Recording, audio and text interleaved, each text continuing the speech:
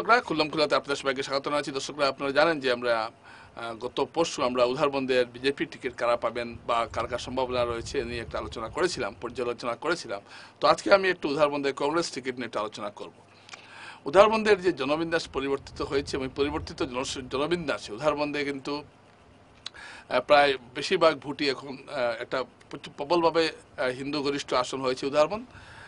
তাই এখানে কংগ্রেস কি করতে পারে না পারে এ নিয়ে অনেক কথাবার্তা চলছে। যাই হোক, কিন্তু আমি এইসব আলোচনার আগে আমি একটু আসছি যে আপনারা কিন্তু একটা জিনিস মনে রাখবেন, উধারবন্দ আসনে কংগ্রেসের টিকিটের দাবিদার কারা কারা আছেন এ নিয়ে একটা আলোচনা আমি আপনাদের সামনে করতে চাইছি। উধারবন্দ আপনারা জানেন যে কয়েকদিন আগে কংগ্রেসের পর্যবেক্ষকরা শিলচর এসেছিলেন এবং তারা সবকটি বিধানসভা আসনের একটা তালিকা নিয়ে গেছেন। যারা যারা একটা তালিকা বানিয়েছেন, এই তালিকায় উধারবন্দ আসনে কংগ্রেসের পর্যবেক্ষকরা 3টি নাম উধারবন্দ থেকে নিয়ে গেছেন। এই 3টি নাম হলো, এই 3 আসনে 3 জন আবেদন করেছেন। এই আসনে 3 জন আবেদন করেছেন। এই তালিকায় 1 নম্বরে আছেন প্রাক্তন মন্ত্রী অজিত সিং, তারপরে আছেন শিলচর জেলা কংগ্রেসের সাধারণ সম্পাদক তাপস দাস, তারপরে আছেন উধারবন্দ ব্লক কংগ্রেসের প্রাক্তন সভাপতি ও শিলচর জেলা কংগ্রেসের সাধারণ সম্পাদক পুলক রায়। মোটামুটি এই 3 জন আছেন এই তালিকায়। এই 3 জনের মধ্যে যে কোনো কাউকে টিকিট দেওয়া হতে পারে। দর্শক বন্ধুরা, আপনারা নিশ্চয় অবগত জানেন যে ডিলিমিটেশনের পরে উধারবন্দ আসনের জনবিন্যাস পাল্টে গেছে। আসলে শিলচর থেকে বারোগ্রাম, জানিগঞ্জ এইসব এলাকা উধারবন্দে এসে যাওয়ার ফলে সমীকরণটা বদলে গেছে। উধারবন্দে মোট ভোটার রয়েছেন 1,88,422 জন। এর মধ্যে বাঙালি হিন্দু 71,053, চা শ্রমিক 42,000, উপজাতি 18,000 ও মুসলমান সম্প্রদায় 57,000।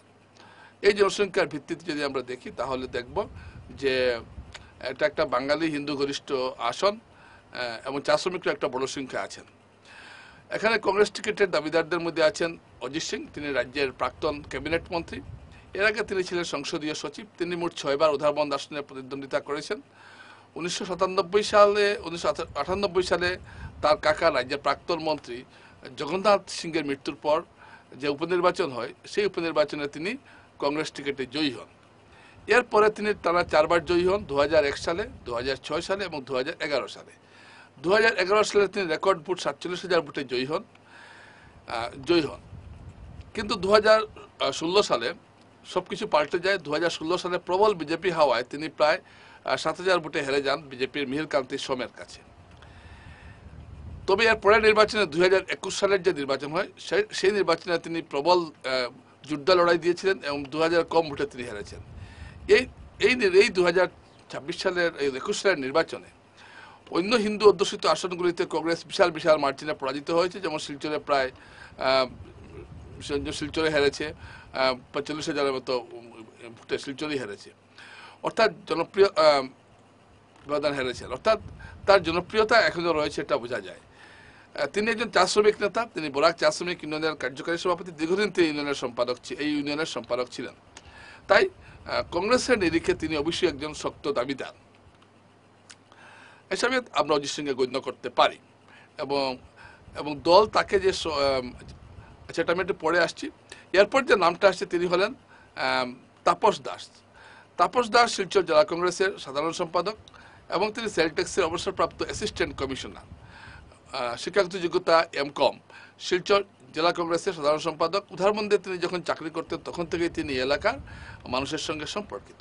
বিভিন্ন জনসেবামূলক কাজের সঙ্গে তিনি জড়িত। নতুন মুখ হিসাবে তার নাম এই আসনে বিবেচিত হচ্ছে। করোনার সময় তিনি ত্রাণ দিয়েছেন, এছাড়াও বিভিন্ন সচেতনতা শিবিরের আয়োজন করেছেন। কংগ্রেসের কিছু সাংগঠনিক কাজের সঙ্গে তিনি যুক্ত ছিলেন। ধলাইয়া বিধানসভা উপনির্বাচনে তিনি লোহারবন্দ জিপির দায়িত্বপ্রাপ্ত হিসাবে কাজ করেছেন। এই জিপিতে কংগ্রেস একটা ভালো ভোট পেয়েছে। জনতার সঙ্গে রয়েছে তার নিবিড় সম্পর্ক, শিক্ষা, অর্থ, জনসংযোগ। নির্বাচনের জন্য যে 3 উপাদানের প্রয়োজন সেগুলি তার কাছে আছে, তাই তিনিও একজন শক্ত প্রত্যাশী, একটা বোধার কারখানা। এরপরে আছেন পুলক রায়। পুলক রায় উধারবন্দ ব্লক কংগ্রেসের সভাপতি, ব্লক কংগ্রেসের প্রাক্তন সভাপতি। এখন তিনি শিলচর জেলা কংগ্রেসের সাধারণ সম্পাদক, দলে পালংঘাট ব্লকের ইনচার্জ। দীর্ঘদিনের সাংগঠনিক অভিজ্ঞতা রয়েছে। 1991 সাল থেকে কংগ্রেসের সঙ্গে জড়িত। তিনি এক চিঠিতে পর্যবেক্ষকদের জানিয়েছেন, গত লোকসভা নির্বাচনে উধারবন্দের নির্বাচন পরিচালনা কমিটির চেয়ারম্যান ছিলেন সিনিয়র কংগ্রেস নেতা অজিত সিং, কিন্তু তিনি অসুস্থতার জন্য তেমনভাবে প্রচারে নামেননি। এই সময় কমিটির আহ্বায়ক হিসাবে পুলক দলের প্রচারের নেতৃত্ব দিয়েছেন, যার ফলে লোকসভা নির্বাচনে উদাহরণবন্দে কংগ্রেস প্রায় 40,000 ভোট পেয়েছিল। তাই এক শক্ত সংগঠক এবং জনগণের সঙ্গে সম্পর্ককে সামনে রেখে পুলক দাস টিকিট চাইছেন। উদাহরণবন্দের এই 3 প্রত্যাশীর মধ্যে সবচেয়ে অভিজ্ঞ অবশ্য অজিত সিং, কিন্তু তাপস দাস রাজনীতিতে তেমন অভিজ্ঞ না হলেও মানুষের সঙ্গে সম্পর্ক রেখে চলছেন। পুলক রায় অনেক পুরনো কংগ্রেসী, কিন্তু মুশকিল হয়েছে সাংঘাতিক কোনো কারণ না ঘটলে অজিত সিংকে বাদ দেওয়া যাবে না। তবে রাজনীতিতে অনেক কিছু ঘটে যায় যা আমরা ভাবতে পারি না। অজিত সিংয়ের বিরুদ্ধে তার বিরোধীরা যে কথা বলছেন সেটা হলো বারবার কি তাকেই টিকিট দিতে হবে? পরপর 2বার তিনি হেরেছেন, তাই নতুনদের সুযোগ দিন। এছাড়া সম্প্রতি এক সভায় তিনি তর্কাতর্কিতে জড়িয়ে পড়েন দলের এক সংখ্যালঘু কর্মীর সঙ্গে। এ নিয়ে প্রচুর ভিডিও ভাইরাল হয়েছে। যদিও অজিত সিং জানিয়েছেন এই বিষয়ে যা ভুল বুঝাবুঝি হয়েছে সেটার অবসান ঘটেছে, কিন্তু যা হওয়ার তো হয়ে গেছে। এছাড়া নতুন যেসব এলাকা ঢুকেছে উদারবন্দে, সেই সব এলাকার প্রভাব ফেলা এই নতুন প্রত্যাশীদের কাছে একটা সমস্যা হবে। ইতিমধ্যে তাপস দাসকে আমরা দেখেছি যে দুধপাতি এলাকায় অনেকটা কাজ করছেন, কিন্তু তাকে লড়তে হচ্ছে অজিত সিংয়ের মতো পুড় খাওয়ান তার সঙ্গে।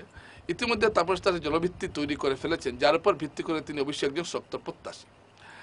তো এই যে আমি আপনাদেরকে যে একটা চিত্র আমি আনলাম, উদাহরণটা আপনারা মনে রাখবেন। উদাহরণ বাঙালি হিন্দু সংখ্যাগরিষ্ঠ হয়েছে কারণ মানবগ্রাম এবং জারিগঞ্জ এলাকায় সেখানে ঢুকেছে।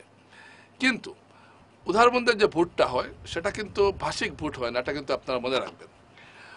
ভাষিক কোনো সাম্প্রদায়িকতা ভিত্তিক উদাহরণদের ভোট হয় না। এখানে হিন্দু ভোটটা একটা, আমরা যদি পুরো গ্রাফ যদি আমরা দেখি তাহলে একমাত্র 1991 সালে লোকসভা নির্বাচনে যেখানে কংগ্রেসের যেখানে বিজেপি উদাহরণবন্দে বিধানসভা সেগমেন্টে বিজেপি কংগ্রেসকে লোকসভা জিতল উদাহরণবন্দে, এবং উদাহরণবন্দে কিন্তু কংগ্রেসকে টপকে যেতে পারেনি বিজেপি। উদাহরণ কারণ চা শ্রমিক যে ভোটটা ছিল সেটা কংগ্রেসের দিকে ছিল। কিন্তু গত নির্বাচনে বা আগের নির্বাচনে আমরা দেখছি উদাহরণদের অর্ধেক প্রায় 60% চা শ্রমিক ভোট বিজেপির দিকে চলে গেছে। এরও দিন দিন এটা বাড়ছে।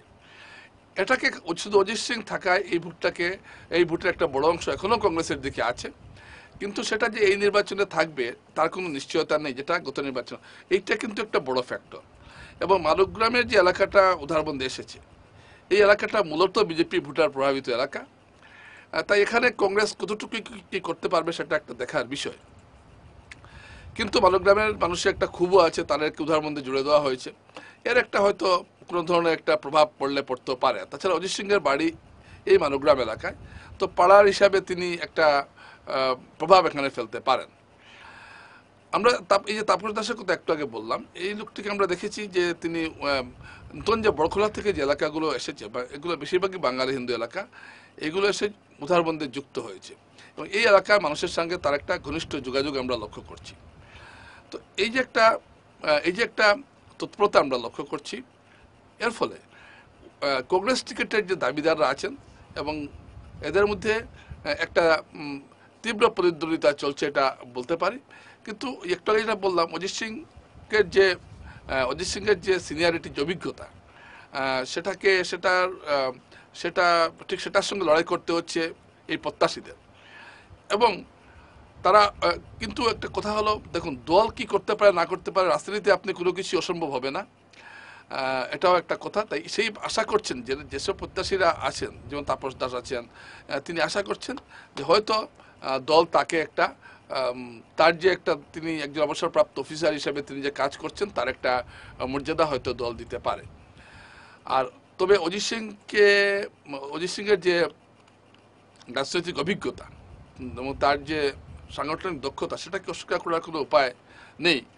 তাই এই আসনে তবুও যেহেতু তিনি পরপর 2বার হেরেছেন, এটা একটা বড় ফ্যাক্টর হয়ে দাঁড়িয়েছে এবং এটাকে হাতিয়ার করছেন কংগ্রেসের মধ্যে যারা তার বিরোধীরা আছেন, তারা এটাকে হাতিয়ার করছেন।